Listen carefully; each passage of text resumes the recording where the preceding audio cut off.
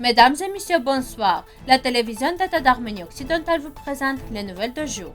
La délégation de la République d'Arménie occidentale organise une cérémonie au Panthéon de Yarabulur, 157e anniversaire de la naissance du général Andranik Kozanian. Les habitants de Sarouchen en Artsakh créaient dans leur patrie avec la foi en la stabilité. Je tiens à préciser que le Parlement européen n'a pas reconnu les résultats finaux de la guerre de l'Artsakh. Marina Kaljurand.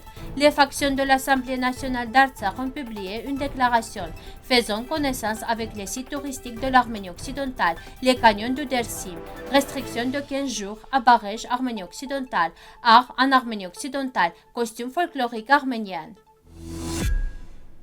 À l'occasion du 157e anniversaire de la naissance du grand chef militaire arménien, le général Andranik Kozanian, la délégation d'Arménie occidentale, conduite par le président Armenak Abrahamian, rendra hommage à Andranik Kozanian le 25 février à 11h au Panthéon de Yarabulur.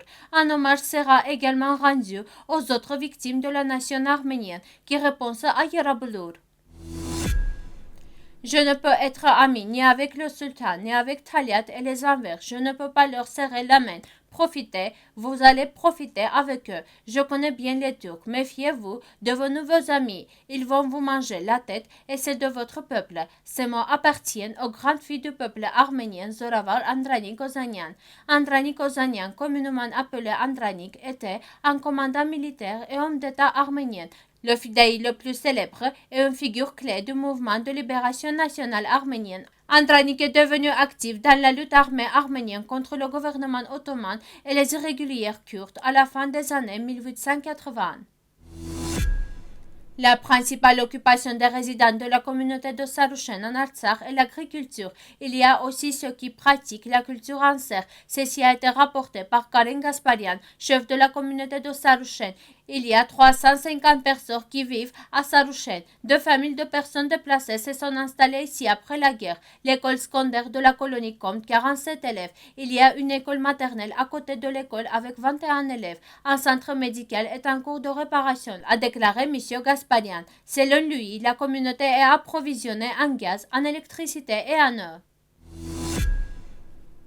Les séances des commissions de l'Assemblée parlementaire Euronest ont débuté le 22 février à Yerevan. La chef de la délégation pour les relations avec le Caucase du Sud au Parlement européen, Marina Kaljurand, a déclaré dans son discours « Permettez-moi de dire très clairement que le Parlement européen n'a pas reconnu les résultats finaux de la guerre d'Artsakh. Nous avons dit clairement que la guerre ne peut jamais être considérée comme une solution acceptable. Si nous parlons vraiment d'une paix durable, elle peut être obtenue par des négociations dans le cadre du groupe de Minsk de l'OSCE. La guerre n'est pas la solution. Nous, en tant que membres du Parlement européen, sommes là pour vous aider et nous ne pouvons pas résoudre vos problèmes à votre place. Vous devez résoudre les problèmes, mais nous sommes prêts à vous aider. Un certain nombre de factions de l'Assemblée nationale d'Artsakh ont publié une déclaration que nous présentons partiellement. La séance ordinaire d'Euronest s'est tenue à Yerevan, la capitale de la République d'Arménie, les 21 et 22 février. Plateforme parlementaire de coopération entre le Parlement européen et les 6 pays du partenariat oriental, dont l'Azerbaïdjan. Cette fois, les députés représentant l'Azerbaïdjan ont également participé aux travaux de l'Assemblée parlementaire. Les appels de la délégation azerbaïdjanaise à ouvrir une zone de paix et à normaliser les relations sont remplis d'un cynisme particulier et d'une illusion évidente. La présence de prisonniers de guerre arméniens toujours détenus dans les prisons de ces pays ne témoigne pas d'attention pacifique. Une paix à long terme n'est possible qu'avec un motif sincère et une appréciation égale des intérêts mutuels. En conséquence, nous condamnons les doubles standards de la politique étrangère mis en œuvre par l'Azerbaïdjan et l'incompatibilité des paroles et des actes. Les gorges de la région montagneuse de Dersim en Arménie occidentale, connues localement sous le nom de cheminée de fées, attirent le regard. Distingué par sa beauté naturelle, historique et culturelle, cet endroit accueille à tout moment de l'année de nombreux visiteurs qui admirent la faune et la flore. Environ 400 à 500 000 visiteurs s'y rendent chaque année. Un musée est en train d'être construit dans la foulée. Bien entendu, parallèlement à la création du musée de Dersim, la recherche et le processus de sécurisation des biens se poursuivent. Selon un communiqué, une interdiction de manifester de 15 jours a été imposée à Baresh, en Arménie occidentale occupée, pour des raisons de sécurité. Toute action dans la ville peut avoir lieu avec l'autorisation du gouvernement local. Les événements interdits comprennent les festivals, les pièces de théâtre et les projections de films.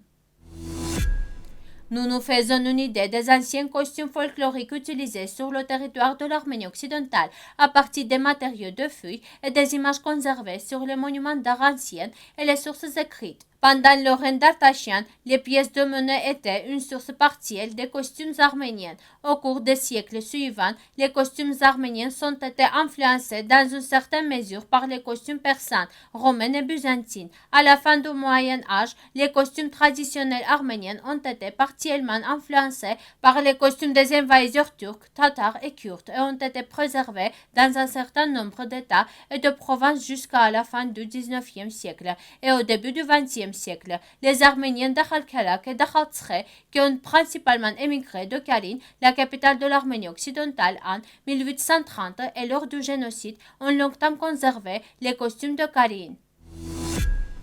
Merci de votre fidélité et à la fin de notre émission, vous pourrez profiter d'une performance musique folklorique des Arméniennes. Vous pouvez écouter la version complète de la musique sur notre site web.